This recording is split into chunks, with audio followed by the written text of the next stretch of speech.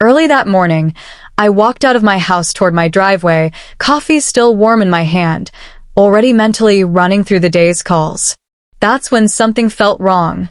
The driveway was empty. Not. Maybe I parked somewhere else. Empty. Completely empty. No tire. No bumper. No squad car. For a second, I honestly thought I was being pranked. Then I saw it. Fresh toe marks on the pavement. And a small, bright sticker from a local towing company stuck near the curb. My stomach dropped. Someone had just towed a marked police squad car. I looked up, and there she was, standing on her porch like she was waiting for applause. Karen. HOA president. Clipboard queen. Coffee mug in one hand, smug smile fully activated. I walked over and calmly asked if she'd seen a tow truck. "Oh yes," she said, sipping her coffee. "I called it in. Your vehicle was illegally parked." I blinked. "That's a police car. On duty." She waved her hand like I'd just said something irrelevant. "HOA rules apply to everyone, including you." I explained, slowly, that the car was GPS tracked, dashcam equipped, and actively assigned. She didn't care. In fact, she looked proud. "Doesn't matter. It's gone." Right then, my radio chirped. Dispatch confirmed the tow. The paperwork was already in the system. And that's when it got interesting. The authorization form didn't list the HOA. It didn't list the city. It listed her. Full name, signature, personal approval. Before I could say another word, a black SUV rolled up and stopped behind us. The engine cut. The driver's door opened. Karen's smile twitched. My chief stepped out. He listened quietly while I explained everything. No interruptions. No reaction. Then he turned to Karen and asked a single question. "Did you personally authorize the towing of a marked police vehicle?" "Yes," she said confidently. "It was on my property." My chief pulled out his phone, checked something, then looked her straight in the eyes. "Ma'am, do you know what Grand Theft Auto is?" The color drained from her face. Her coffee mug shook in her hand. The confidence was gone, replaced with panic. My radio crackled again. Dispatch came back on the line with new information, and the moment I heard it, I realized this was no longer about HOA rules, and Karen was about to learn that the hard way. That Dispatch's voice stayed calm, almost too calm, as if they already knew how bad this was about to get. The tow truck had dropped the squad car at a private impound lot across town, flagged as a civilian violation. No notification to the department. No supervisor approval. No emergency override. Just a regular tow like it was some random sedan. My chief didn't raise his voice. That was the scariest part. He asked Karen for her ID. She laughed nervously, clearly thinking this was still a misunderstanding she could talk her way out of. "This is getting ridiculous.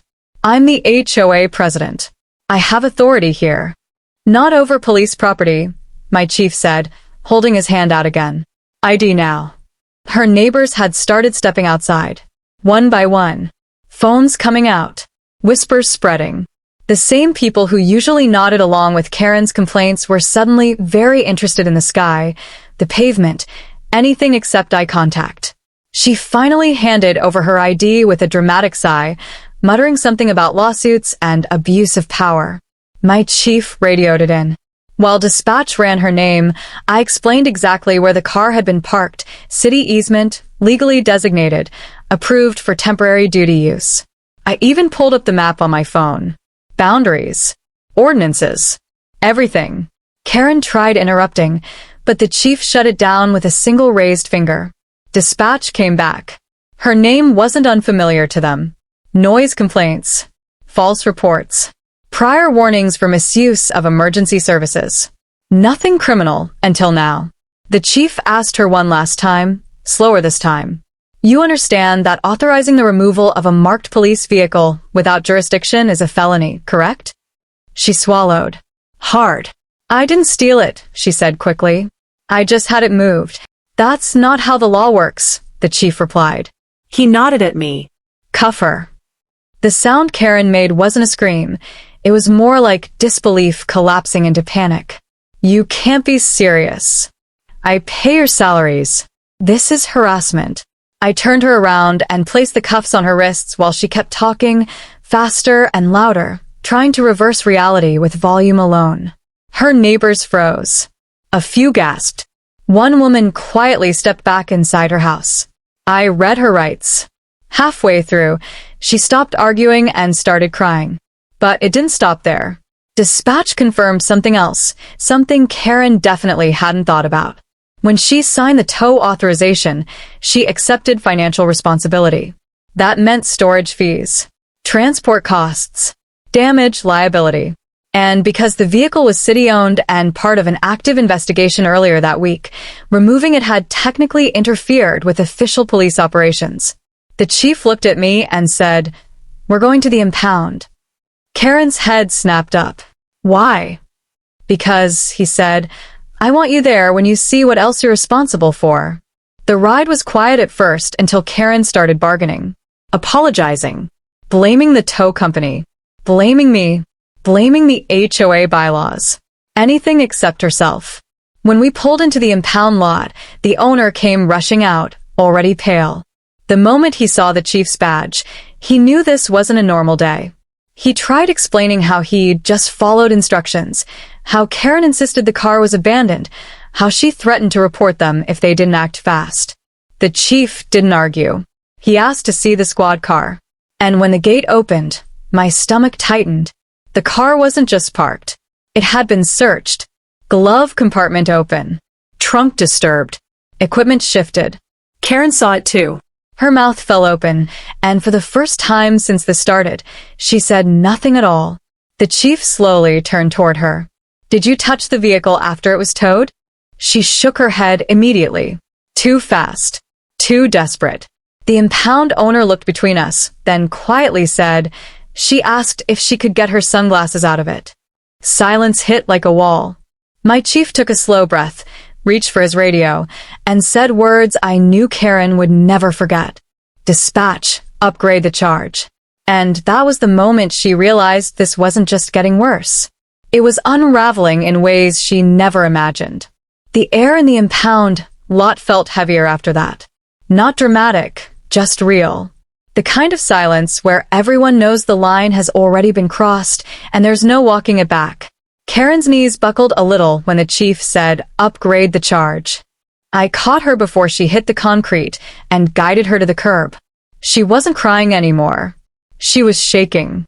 Big difference. Crying is emotion. Shaking is fear.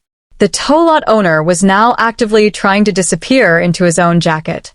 He kept saying he was just following orders, but the chief cut him off. Calmly. Professionally. He explained that when a private citizen authorizes the tow of a marked police vehicle, then accesses that vehicle, it crosses from civil stupidity into criminal intent.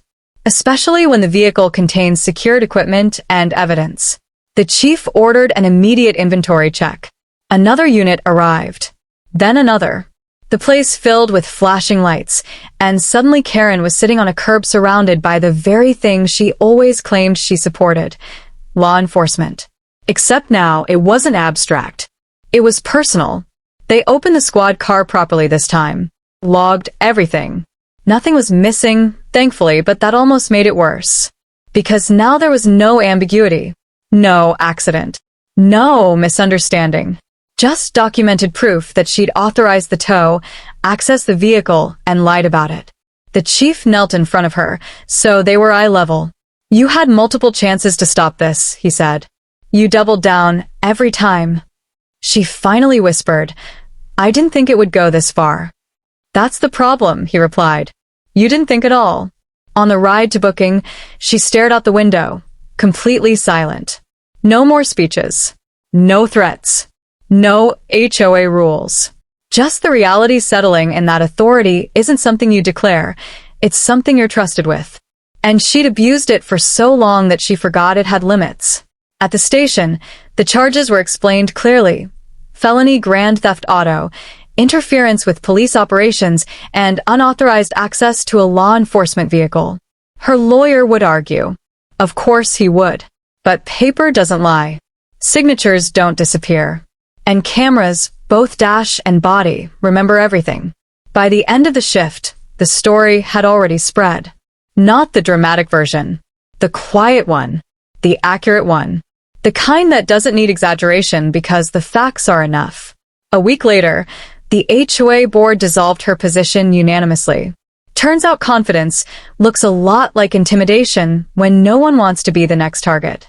The towing company settled fast. Very fast. The impound lot changed its policies overnight.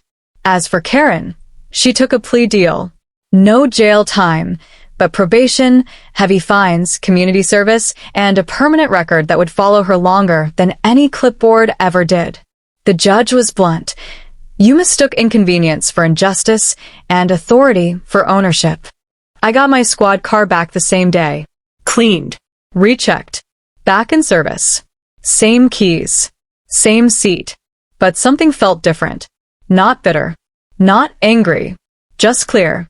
People like Karen don't wake up one day and decide to break the law. They convince themselves they're above it piece by piece, rule by rule, complaint by complaint, until reality finally snaps back. And when it does, it doesn't care how confident you sounded on your porch. It just enforces the truth.